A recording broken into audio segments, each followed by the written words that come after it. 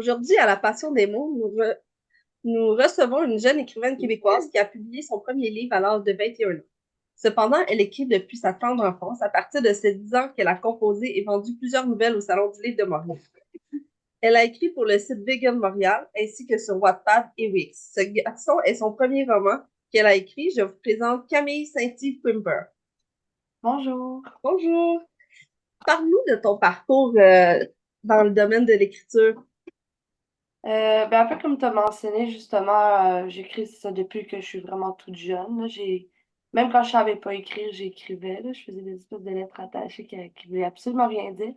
Mais ben du fun. Puis, non, c'est ça. Au début, j'écrivais beaucoup des histoires fictives inspirées de ma vie ou genre, par exemple, souvent, j'écrivais des hymnes qu'on appelle ça.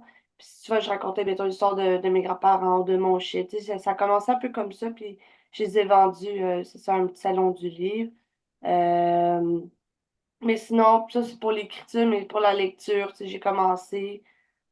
Je dirais, c'est vers 14 ans que j'ai commencé à vraiment lire, parce qu'avant, je lisais un petit peu, mais à 14 ans, là, je suis tombée dans toutes sortes de livres vraiment adolescents j'adorais. Puis là, je passais beaucoup de temps à la bibliothèque et tout. Fait que je dirais que c'est ça, à un moment donné, qui est venu un peu enrichir mon écriture, puis que ça a comme, c'est comme ça que ça a un peu, je me suis dirigée vers la branche adolescente, parce que c'était beaucoup quelque chose que je lisais.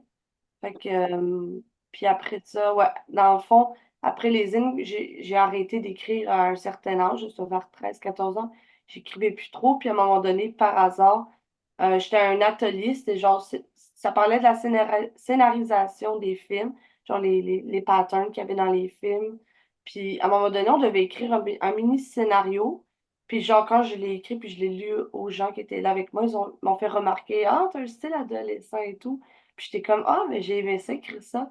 Puis c'est vers 15 ans, dans le fond, 15 16 ans. Fait que c'est un peu vers 15 c'est ça que j'ai comme recommencé à vraiment écrire. Puis que là, je me suis lancée sur Wattpad. Puis à un moment donné, oui. Qu'est-ce qui t'a amené à écrire ton premier livre, le contexte? Euh, ben justement, ce garçon, ça, c'était un roman que j'avais écrit pour mettre sur Wattpad, puis après sur Wix.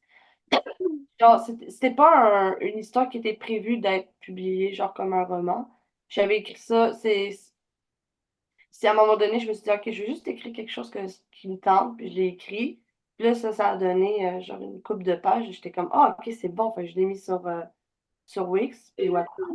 Puis à un moment donné, j'ai eu envie de réaliser un rêve, puis là, je suis repensée à un de mes rêves d'enfance. Sauf que quand j'étais enfant, dans ma tête, j'allais publier un livre quand j'aurais 30 ans. Dans ma tête, j'allais être une adulte quand j'allais publier un livre. Finalement, j'étais là à 19 20 ans, puis j'étais comme, ah, j'ai le goût de réaliser un rêve. Ah, ben, publier un roman, ce serait un rêve que j'aimerais réaliser. Fait que là, j'étais un peu allée fouiller dans qu'est-ce que j'avais écrit. Puis je dirais que ce garçon, c'est le livre le plus intéressant que je pouvais partagé au grand public. Fait que je me suis dit, ah, OK, c'est bon, je vais prendre celui-là. Fait que là, j'ai commencé à faire des recherches, puis j'ai cherché une correctrice ou un correcteur, puis j'en ai trouvé un. Puis là, à la fin de la correction, je lui demande hein, si elle a des conseils ou des maisons d'édition. Puis là, elle m'a parlé des maisons d'édition Première Chance, qui ont plusieurs branches. Genre, moi, je suis avec SR Livre, dans le fond. Puis, c'est sa première chance, eux, ils prennent tous les auteurs, ils donnent la chance à tout le monde. Sauf que c'est ça, il y a des petites différences avec une maison d'édition classique, mais je trouvais que c'est quand même une très belle porte d'entrée, fait que c'est elle que j'ai choisie. Fait que, puis après, c'est ça. Fait que j'ai contacté Première Chance, puis après, ils m'ont dit, ah, SR Livre, ça pourrait être bien pour toi. Fait que c'est un peu comme ça que je me suis lancée. Ton premier livre, de quoi il parle? Il parle de Lucas, qui est un adolescent qui vit dans un village isolé au Québec. C'est un village un peu imaginaire. Là. Je ne donne pas d'endroit précis. Puis c'est ça, dans le fond, il se sent un peu tout ça, puis il se sent pas très bien compris parce que euh, il se sent un peu différent des autres. Mais dans ce contexte-là, c'est parce qu'il est homosexuel, mais comme il sent que les gens dans son village sont pas très ouverts d'esprit, fait qu'il le garde pour lui. Puis il se sent juste pas à sa place aussi dans son village. Il a des bons amis, mais il n'est pas toujours sûr de ce qu'il peut leur dire ou pas. Puis ça fait juste accentuer son sentiment de solitude. Puis il y a un garçon qui l'intéresse depuis super longtemps, mais il n'ose jamais lui parler à cause justement qu'il a peur des préjugés qu'il pourrait y avoir. Puis ben, c'est un peu ça l'intrigue du livre, c'est de savoir ce qu'il va finir par lui parler, est-ce qu'il va rester dans le village ou il va partir, c'est quoi les décisions qu'il va prendre. Donc je dirais c'est à peu près ça les thèmes que je Wow. touche. Ouais. Est-ce que vous écrivez plus le matin, le midi ou le soir? Euh, Mes meilleures idées viennent souvent le soir. Des fois, j'écris le matin dans le métro quand j'ai une bonne idée, mais en général, c'est le soir, là, quand c'est passé minuit, là, puis que t'as plein d'imagination, là. C'est souvent dans ces moments-là que j'écris vraiment beaucoup. Est-ce que vous aimez mieux le silence ou bien la musique pour écrire? Hmm. Un peu des deux. Si c'est de la musique, faut pas qu'il y ait de paroles pour pas que je sois déconcentrée. Mais des fois, je me rends compte après plusieurs heures que j'avais pas de musique puis j'écrivais. Fait que les deux, c'est ça. C'est un équilibre. Quelles sont vos sources d'inspiration pour l'écriture? Hmm. Mettons pour ce garçon, je dirais, ben mettons l'auteur, je dirais qui m'a beaucoup inspiré, c'est Samuel Champagne. Parce que je lisais beaucoup la collection Tabou quand j'étais ado. Je pense que c'est cette collection en général qui a beaucoup influencé mon écriture de ce garçon, puis qui a influencé aussi d'autres des écrits que j'ai pu faire de côté. Euh, Ouais, les romans pour adolescents qui racontent des histoires dramatiques de réalité que des adolescents peuvent vivre de nos jours. Je dirais que c'est beaucoup ça qui a influencé mon écriture. Ouais. Puis, est-ce que tu travailles avec ou sans plan? Encore une fois, un peu les deux. Genre, ce garçon, il avait zéro plan, là. Ça a été comme un one-shot, là. Je l'ai écrit sans trop réfléchir, juste comme, ah, je veux écrire une bonne histoire. Je me suis pas vraiment mis de barrière, puis c'est un peu ça qui m'a aidé à l'écrire, j'ai envie de dire, parce que souvent, les romans que j'écris, j'essaie de faire un plan, d'écrire l'histoire des personnages de côté, puis tout prévoir un peu les événements, puis souvent, ça prend tellement de temps que ça finit toujours par un peu être mis en veille. Mais ce garçon, je l'ai juste comme... J'ai pas vraiment réfléchi, j'ai juste écrit, puis... Fait que- mais idéalement, un plan pour des histoires plus complexes, ça m'aide plus, mais ouais, c'est un peu les deux, Puis, est-ce que tu écris à l'ordinateur ou à la main? à l'ordinateur surtout. Ordinateur. De quelle façon imagines-tu tes personnages? Comment tu les définis? Comment tu les choisis? Que tu choisis leur personnalité et tout?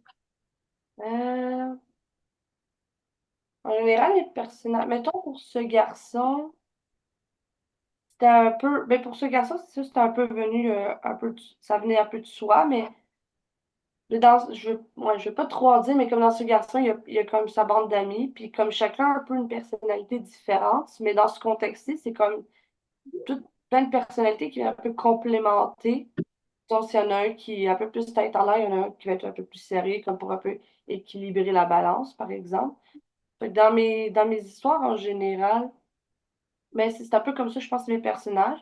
J'essaie de les rendre toujours les écrire les plus nuancés possibles, pas qu'ils soient comme réduits à juste être, je sais pas, juste être celui qui est un peu niaiseux, puis celui qui est un peu plus sérieux puis brillant. Tu sais, j'essaie toujours, celui, mettons, qui est très sérieux, tu sais, souvent, je vais aimer vouloir lui créer une backstory, expliquer pourquoi il pense qu'il doit être sérieux, puis l'autre qui est un peu plus tête en l'air, pourquoi il se fout un peu de plusieurs choses, tu sais. J'essaie toujours comme d'un peu expliquer mes personnages.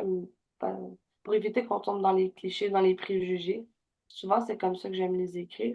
Dans ce garçon, c'est un peu ça que j'ai essayé de faire, comme créer. Mais ouais, créer une balance pour que ce soit trop déséquilibré. Puis qu'on comprenne un peu le personnage, même si c'est pas le personnage principal.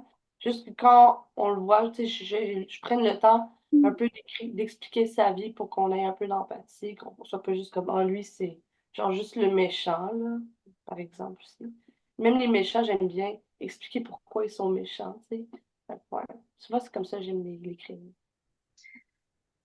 Quelle partie de l'écriture tu aimes le plus et pourquoi? Hmm,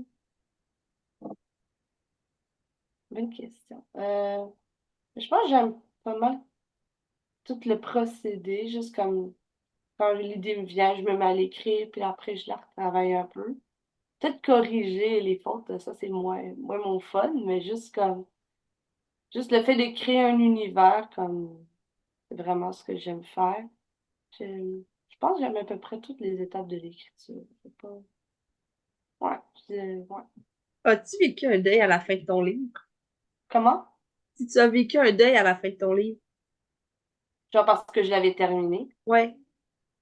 Ben non, c'est ça. Pour ce garçon, je l'ai pas vécu parce que, comme je disais, j'avais pas prévu de le publier. Fait que dans ma tête, c'était juste une histoire un peu pour le fun que j'ai écrit sans trop me poser de questions. Fait que c'est ça, quand je l'ai fini, j'étais juste comme, ah ben ok, c'est cool. En fait, c'était plus, à la limite, je pourrais dire que c'était plus une fierté parce que souvent, les grosses histoires que j'ai écrites, ben, les plus grosses histoires que je commence, souvent, j'arrive jamais à les terminer. Puis ce garçon, je dirais, c'est la plus grosse histoire que j'ai écrite et terminée de ma vie. Fait que pour moi, c'était juste comme, oh mon Dieu, ok, j'ai écrit en 100 quelques pages, puis je l'ai fini pour vrai. Oh mon Dieu, ok. Ça, je pense que c'était à peu près la première fois que ça m'arrivait. Fait que ça m'a quand même encouragée parce que je me suis dit, ah ben, tu sais, je sais qu'est-ce que je peux faire pour réussir à terminer mes histoires. J'ai comme développé des petites techniques. Puis, non, c'est ça, c'était pas un deuil, c'était juste comme, ah, bon, c'est comme pour la première fois j'ai réussi, c'est vraiment nice. Fait que c'était plus encourageant pour la suite. Ouais. Est-ce que euh, je pourrais savoir quel auteur t'a donné l'envie de lire puis l'envie d'écrire? Hmm, j'ai pas vraiment d'auteur qui me spécifique, qui me donnait l'envie d'écrire, parce que souvent, les romans que je lisais, je m'attardais pas trop sur l'auteur, c'était juste comme, est-ce que le livre est bon? Oui, ah ben ok, ben j'aime ce livre, tu sais, c'est pas...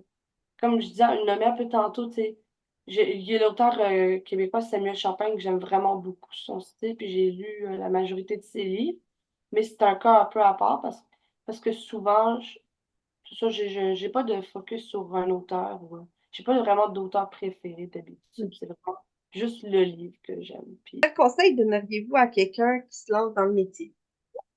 dans le métier, Oui.